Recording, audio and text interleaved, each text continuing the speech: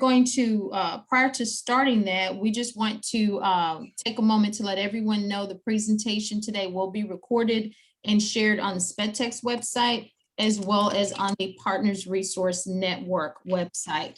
We're going to start today off with just sharing a little bit of information about SpedTex from Katrina Mathis. Followed by that, we will hear some information about Partners Resource Network, and then Katrina will come back to us and introduce our speakers for today. Katrina? Hello, everyone. Thanks for joining us today. SpedTex is the Special Education Information Center for Texas. We are a collaborative project between Region 10 Educational Service Center and the Texas Education Agency.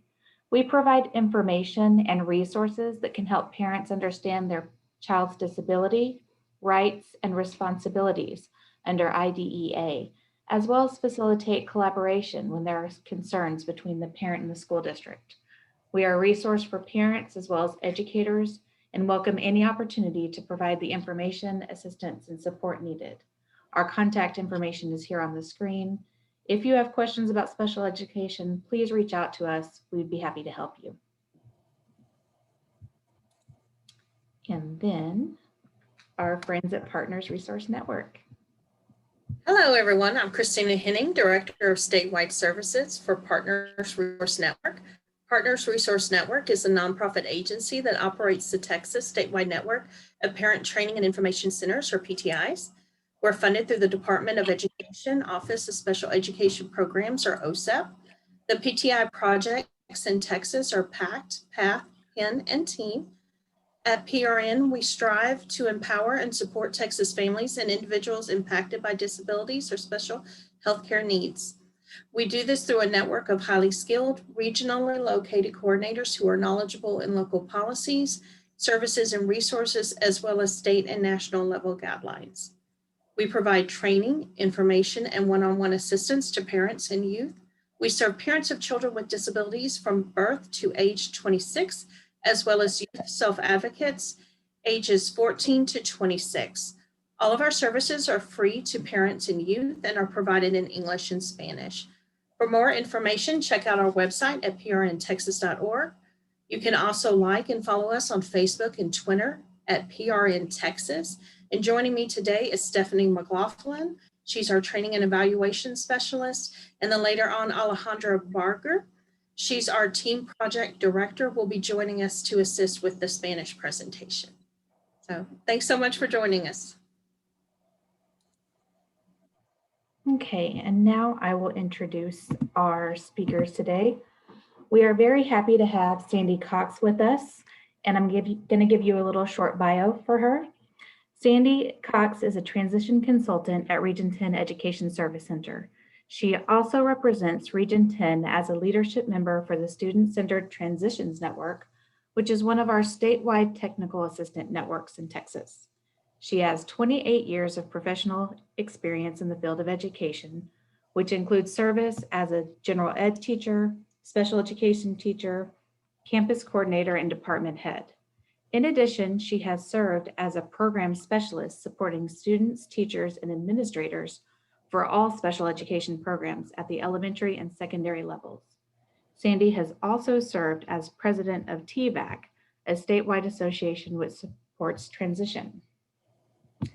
And then we also have Dr. Brenda Barrio with us. She is an associate professor of special education, the critical perspectives at the University of North Texas. Her research focuses on the areas of disproportionality of culturally and linguistically diverse students in special education, culturally responsive teaching, bilingual and multicultural special education. Dr. Barrio has more than 17 years of teaching experience, including graduate and undergraduate special education courses, K through 5th bilingual and inclusive education in Texas. She is also the co-founder of the UNT Elevar and WSU Roar post-secondary educational programs for young adults with intellectual and/or developmental disabilities, and is the current vice president for the Council for Learning Disabilities. Phew. That makes me tired, Dr. Barrio. So are we on? Do we just keep going, Katrina? Okay. We are on. We are ready for your great Okay. information. Okay. So guys, thanks so much for joining us. We're really excited that you're here. So we're really going to be talking about the pathway to post-secondary schooling. So we have, a little over 35 minutes, so it might be fast, but you'll have access to this document as well if you need to preview it, along with accessing the resources at the end. So we want to go ahead and get started. Just need to take a quick look at our agenda. This is kind of how we're going to unpack it today. We need to talk about the laws that work in public school and laws that work in college. We're going to talk about the difference between accommodations and modifications, along with student advocacy, huge. For all you parents out there, this is for you. What changes to expect when you get to college. And then, of course, independent living skills. Dr. Barrio is going to talk about the fantastic UNT Elevator program. And then, of course, we have some great resources for you as well. So to go ahead and get started, we really do need to take a brief look at the laws. For all of our students that are in public school, we have IDEA, we have Section 504, and the American with Disabilities Act. All of those laws govern the services that students are receiving while they're in public school. It's provided for sure that the IDEA makes sure that all of our students receive a free, appropriate public education, and making sure that the services they need that are based on identified needs for their disability are provided to them to make sure that they can continue to make progress in the general curriculum, as well as maintain progress on goals and objectives. Now, when we move to college, things change a little bit. IDEA does not come over to the college level. We only have Section 504 and the American with Disabilities Act. And I want to show you this chart, and I hope that you will go to it and spend some time going through it a little bit. This is a fantastic chart. It answers some pretty good questions about what it happens at public school, K through 12, and what happens at college. So I'm hoping this is going to open. I'm going to look at Dr. Barrio for a thumbs up that it did. Yeah, excellent. So as you can see, this is the chart that talks about K-12, and here are the 5 laws that govern K-12 public school. And then for college and university, here are the 2 laws that govern. So questions are down the left-hand side, and it's only 2 pages. It's not real extensive, but sometimes it's just nice to get an overview. When our families have spent so much time with us in public school, it's very understanding for them to think that the same kinds of services transfer from public school to post-secondary school. And there are some changes. And so I'm hoping that when you're doing your transition planning and you're having those discussions about what that's going to look like, I hope that you're talking about what services may or may not be available, because we don't want it to be a secret. We don't want it to be a surprise. We really want to plan for that so our students can carry the success they've had at public school straight into the post-secondary school arena. So that's a fantastic chart. I hope you get a chance to take a look at it. Like I said, it's only 2 pages, but it's a really, really good resource. So we do need to talk about the difference between accommodations and modifications. So if you look on the left-hand side, accommodations really just affect how the content is taught, how it's accessible. And so that's a huge difference than a modification. Now, some of our students who receive special ed services in public school do not receive modified content. A lot of our students just need accommodations to be successful. And we really want those to be useful, we want them to be helpful, and we want them to be something that a student knows how to use and how to ask for. So when we're looking at accommodations in a student's individual education plan as we're working in public school, we really need to start paring down those accommodations to what is the most important thing that our students need to help them be successful in the accommodations areas.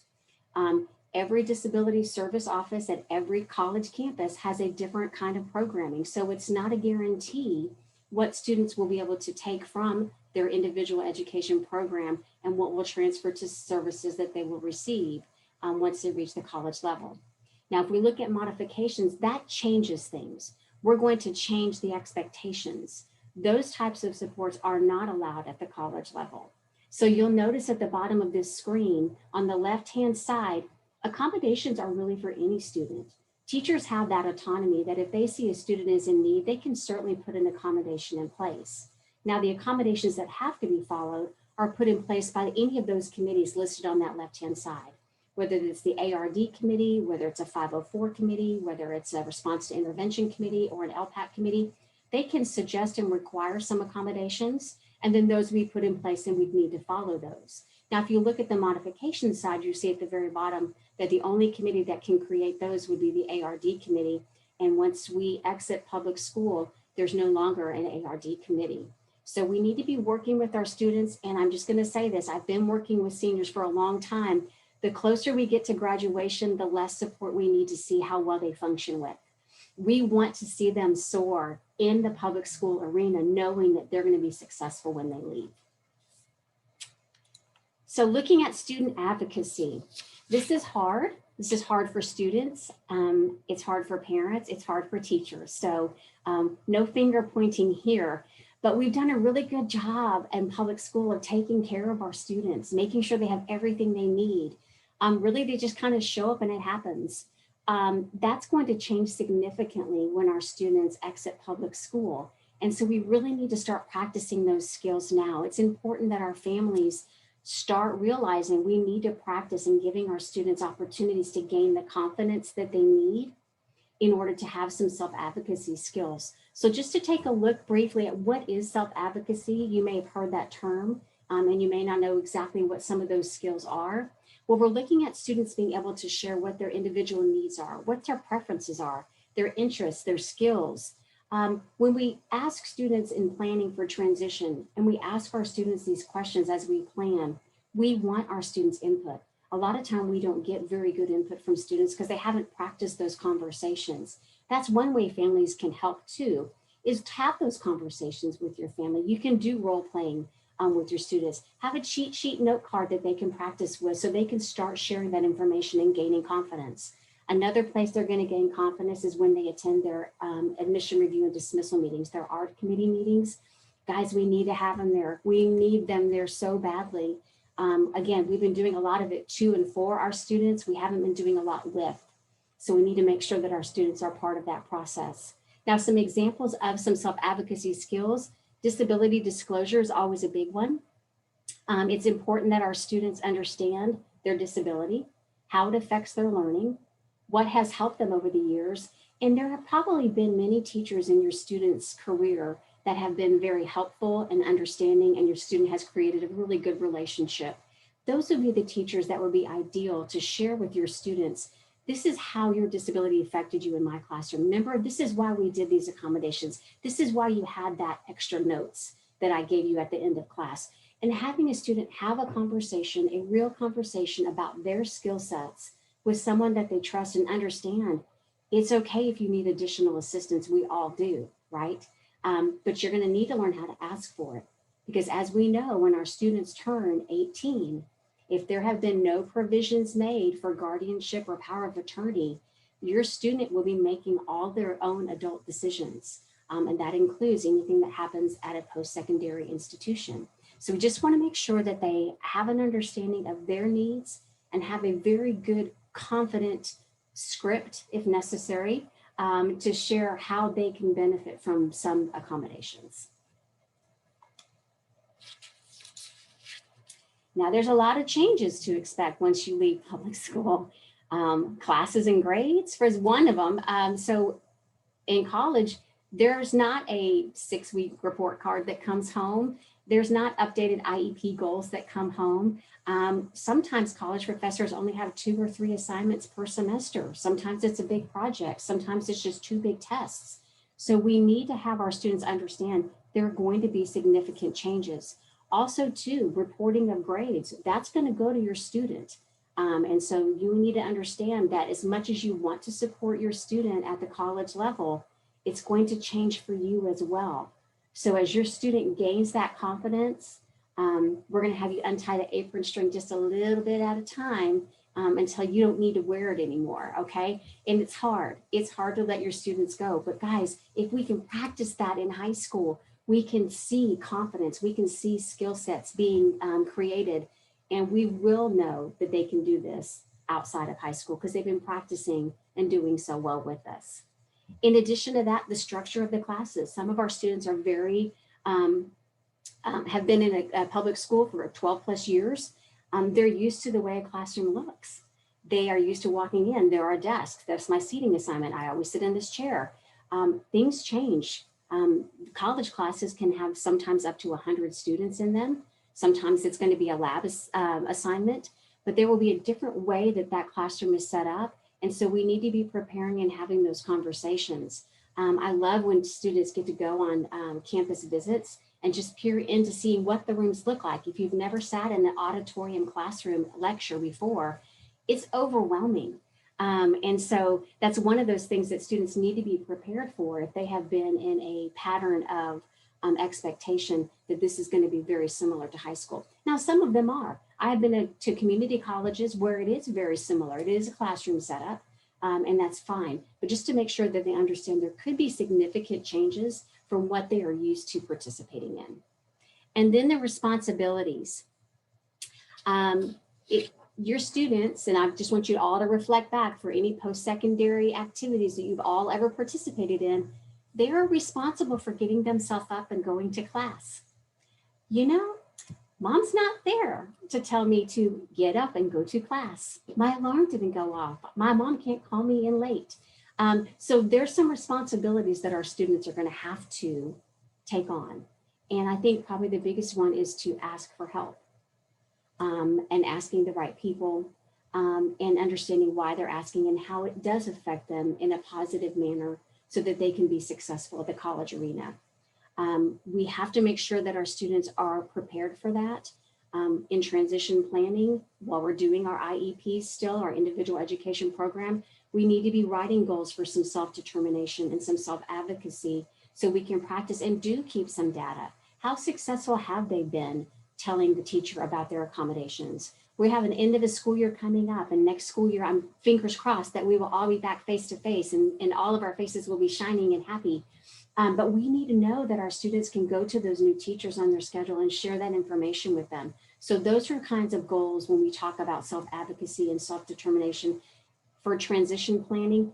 That's what we really want to see in the IEP. And we want our kids to be getting good practice on preparing for that.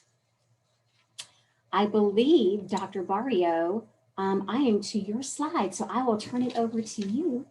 Thank you, Sandy. I really appreciate it. And just like Sandy was talking about, many of these changes come with a lot of responsibility, and a lot of that comes with a lot of independent living skills and other skills in general that I think often we need to really focus on, starting even as young as elementary school and going all the way. I want to go back to the slide before this one, Sandy, just a brief moment, because the structure of the classes is extremely important. And oftentimes we forget that the classes, for example, in the K-12 are back to back to back, right? You show up at 8 o'clock in the morning, you leave at 3:30 in the afternoon, but you have classes every single hour.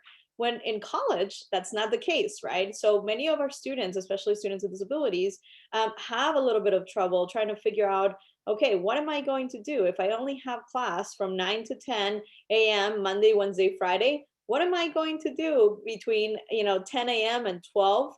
Is that going to be time for me to go take a nap? Do I go and study? Do I hang out with my friends? Should I do my homework?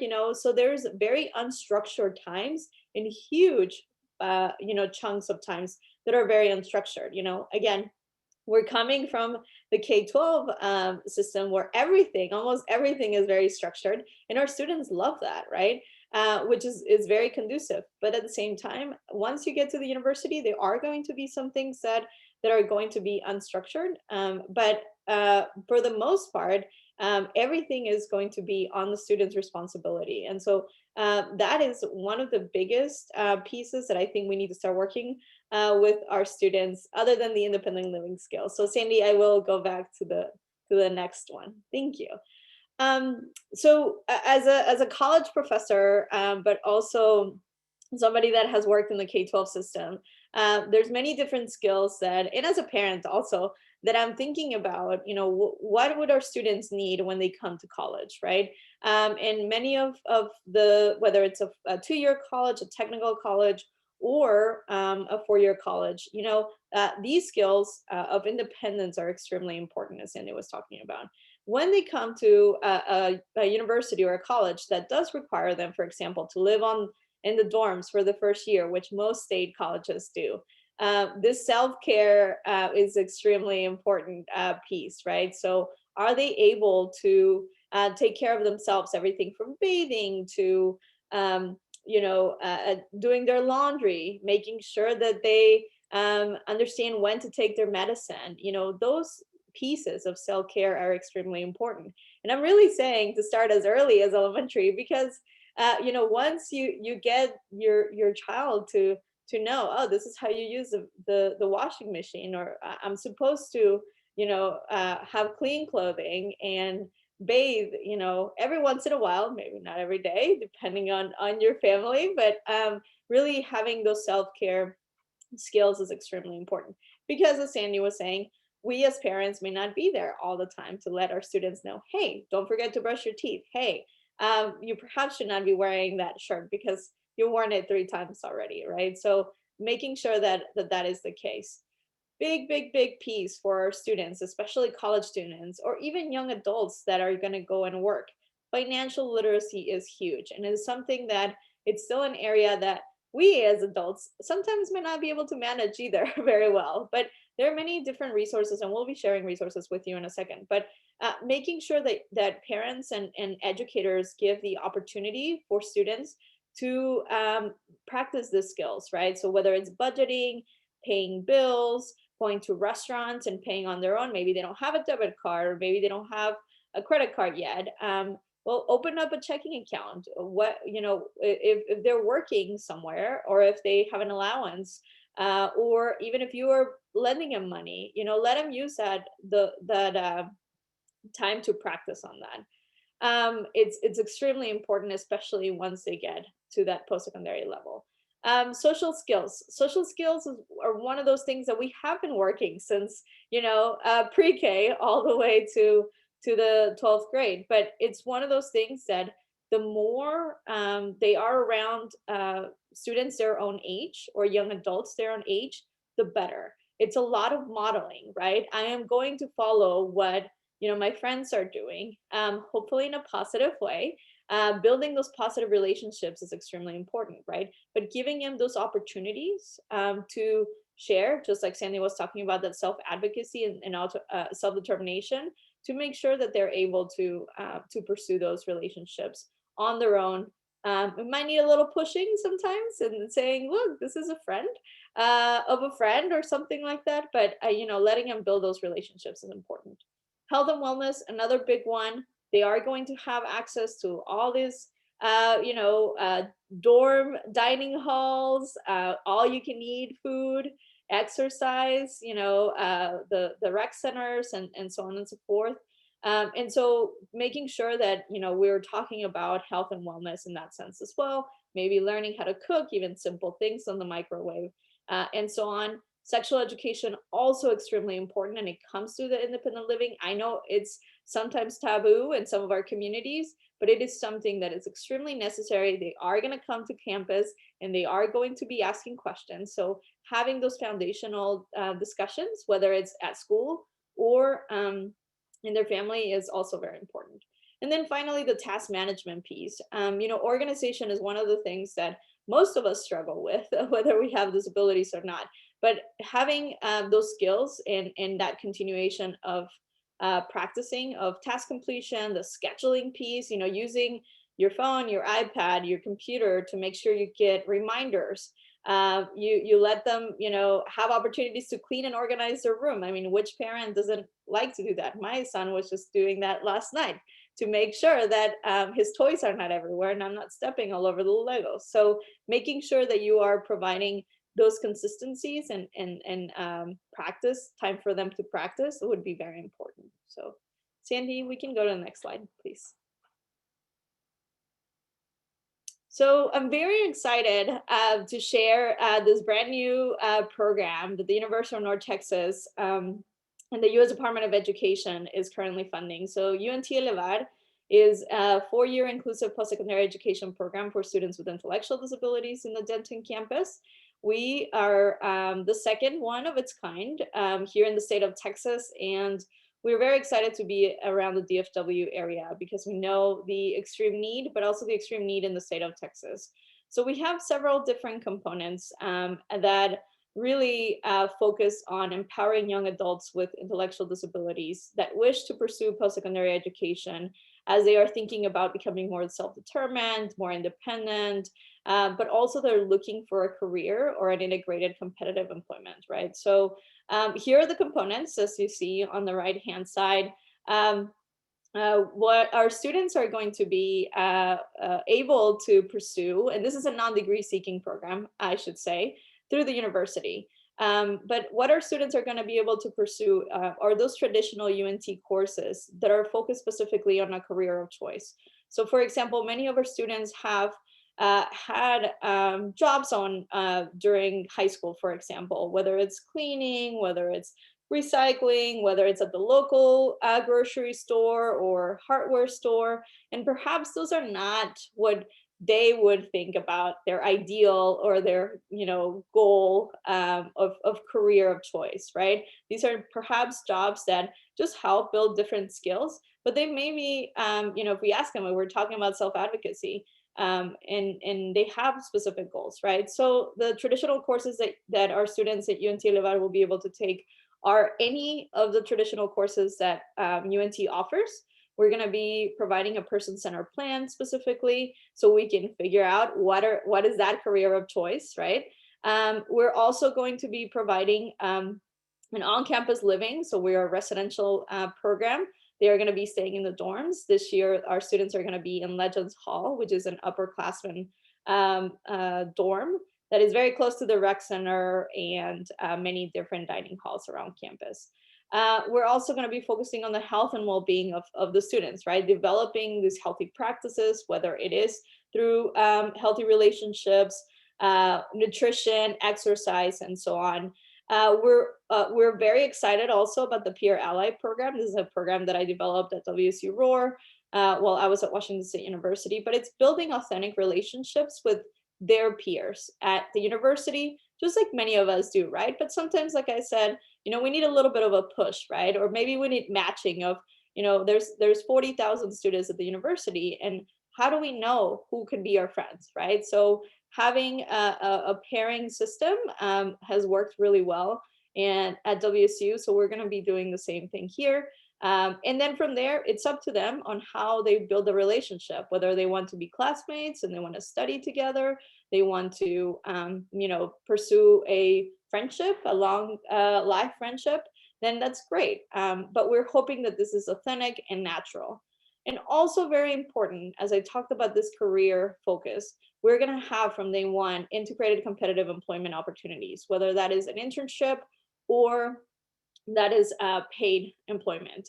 And so they're going to start with a few hours so they can get adjusted to the college life. But a few hours a week will provide those hands-on learning opportunities that will be attached to those traditional college courses. And then, of course, we want to continue supporting their individualized education plan that, as Sandye was saying, traditionally does not carry over to the university. And although we are a non-traditional university program, we will continue to support those skills. Now, we're not going to have IEPs per se and say, okay, this is your goal for the year, right? Not at all. We're going to focus on their strengths and we're going to continue to grow their strengths, right? And if we can facilitate some more growth in academics, whether that's reading, math, and so on, then great. But we are truly trying to focus on their goals per se. And those are going to come through the UNT Elevar workshops and courses. We are going to have courses like health and sex ed, and then workshops through our university, like the financial literacy in collaboration with our student management and career department. And so we're very excited that we can do that for our students. So maybe some students are already very versed in how to manage their money or using a budgeting tool, but others may not. So that is going to be where the individualized place is going to be.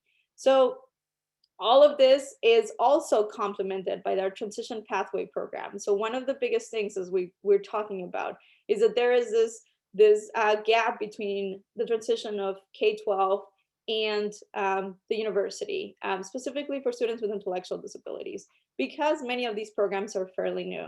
So we have developed a program that is working with school districts that is coaching monthly students with intellectual disabilities and developmental disabilities and into different skills, transition skills, that if they do decide, I want to go to a college program, then they have the skills already readily available. We're also doing the same thing with partner school districts for professional development. So the teachers, as well as specialists, transition specialists, can actually be ready in providing the supports for the students if they do want to attend a university level program. So again, this is partly funded through the U.S. Department of Education.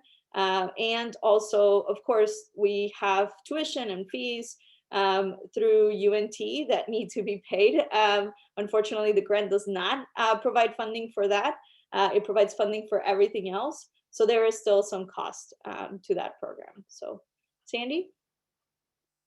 So we have a couple of questions. I just happened to open the Q&A. And so I thought maybe we want to do that. Before we do, though, I want to give you just an opportunity to talk about the transition fair that you'll all be putting on, so you can let everybody know before we answer questions. Yeah, absolutely. So a part of the grant, we propose to host a conference, a transition family conference for students, but also educators and their families, right? So we are going to be having that as a virtual conference this year on May 13th, which is a Thursday from 5 to 8:30, and I'll put the link in the chat in a second.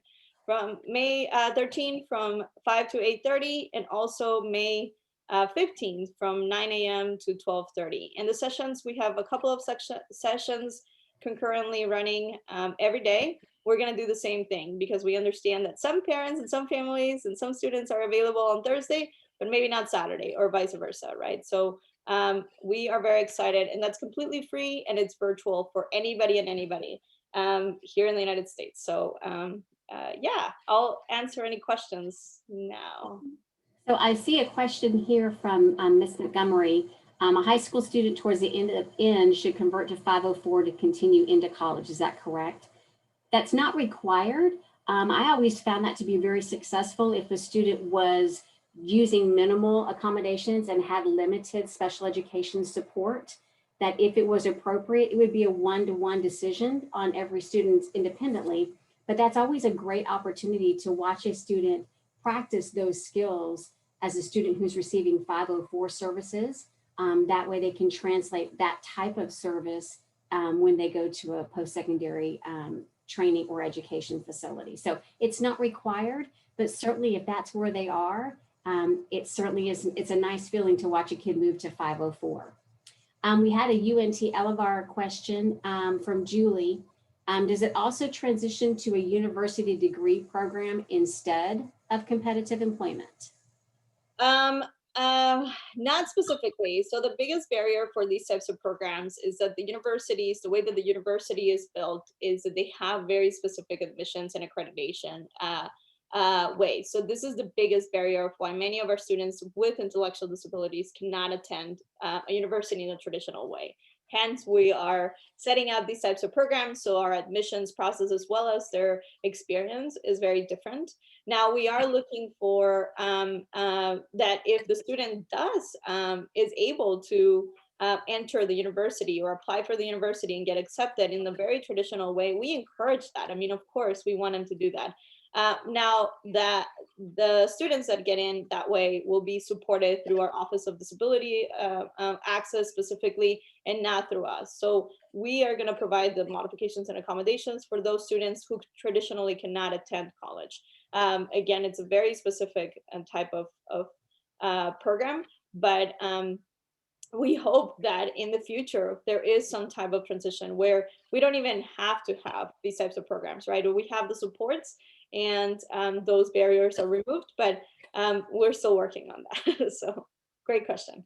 Great question. Also, are we working with youth services and Texas workforce with you? Yeah. We're still collaborating with Texas Workforce Commission for sure. And this is a constant collaboration, right? We have great relationship from the university and other programs, but TWC is still learning about these types of programs, right? We've only, like I said, for the state of Texas, we're the second one of our kind, along with Texas A&M Aggie Achieve, and they've only been around since 2019. So they're still trying to figure out how to best support students that are coming to our programs. But I do know other programs that are working with them. So the collaboration is there. We're still trying to figure out how to best support our students. And also, your students could still have an independent case manager with Texas Workforce. So that's not that they're not on the table, they're just not currently in partnership. Yeah, So don't talk to, don't avoid Texas Workforce. Certainly you need to pursue whatever services you can get from them. No, and we encourage them, right? So we encourage everybody to go through TWC as best as possible, because they are a great resource. They have funding. It's just that a matter of, they work with the student and the family aside from our, college or program or anything like that. So but please do make sure that you are working with them. A question kind of about the high school courses with the partnership. So is that a course that they're taking in high school? Is that just something, can you elaborate a little more on that? Yeah. We are partnering with 5 different school districts currently, and those are not college courses or high school courses either. This is more as a separate relationship and collaboration through the coaching specifically with the schools in the school district. So we are currently working with Decatur ISD, Denton ISD, Fort Worth ISD, Irving ISD, and Corsicana ISD. And so what we do is we partner with them. The teachers select the students that would like to pursue these types of coaching sessions to do more transition specific skills. We set up a time when our pre-service teachers in special education actually work with the students. So they're the ones that set up the planning, they do the coaching, and they are the ones that provide that support. But this is in a way more informal than formal. So yeah. You're going to put the link to the transition fair in the chat. Is that correct? I already did.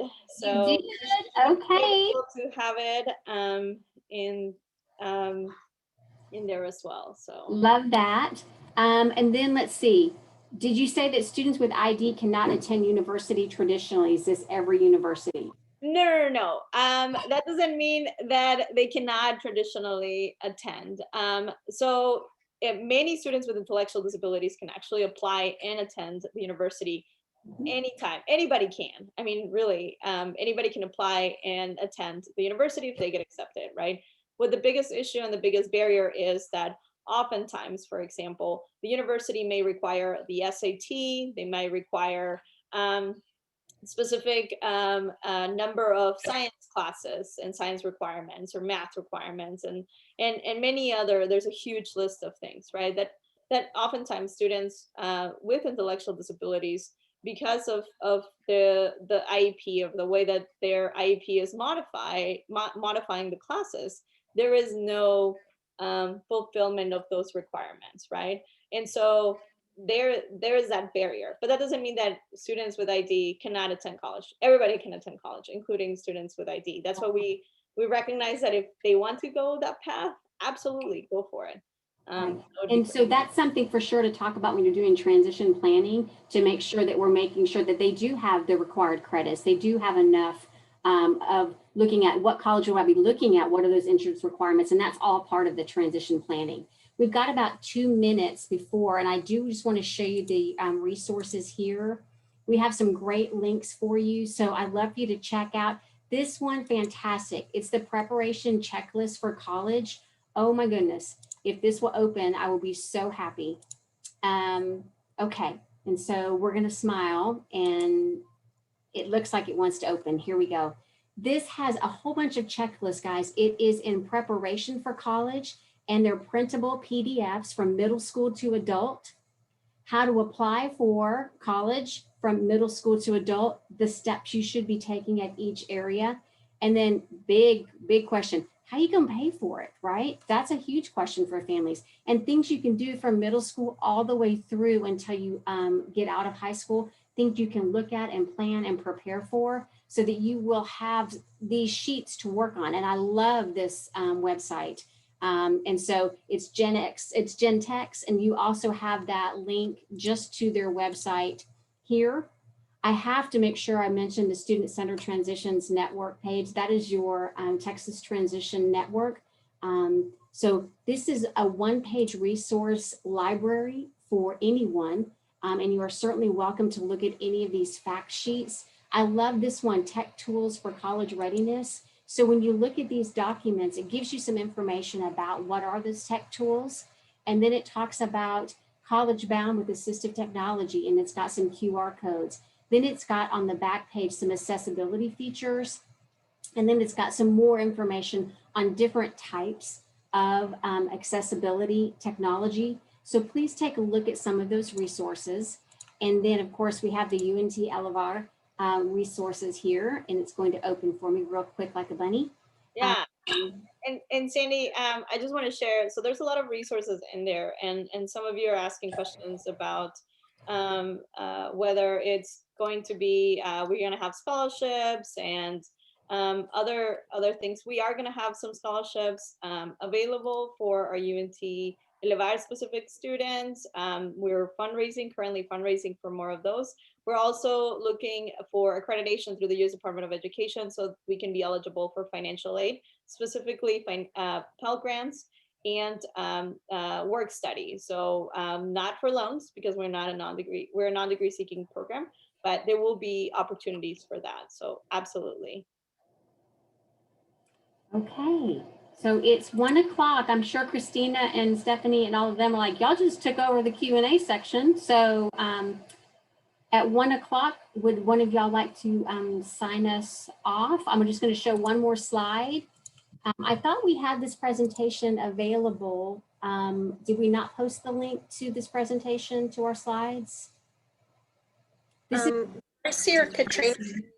Oh, this is Gracie. We will share that link to the recording and the presentation on PRN and SpedTech sites shortly after those files are rendered and are accessible. So we will get that shared.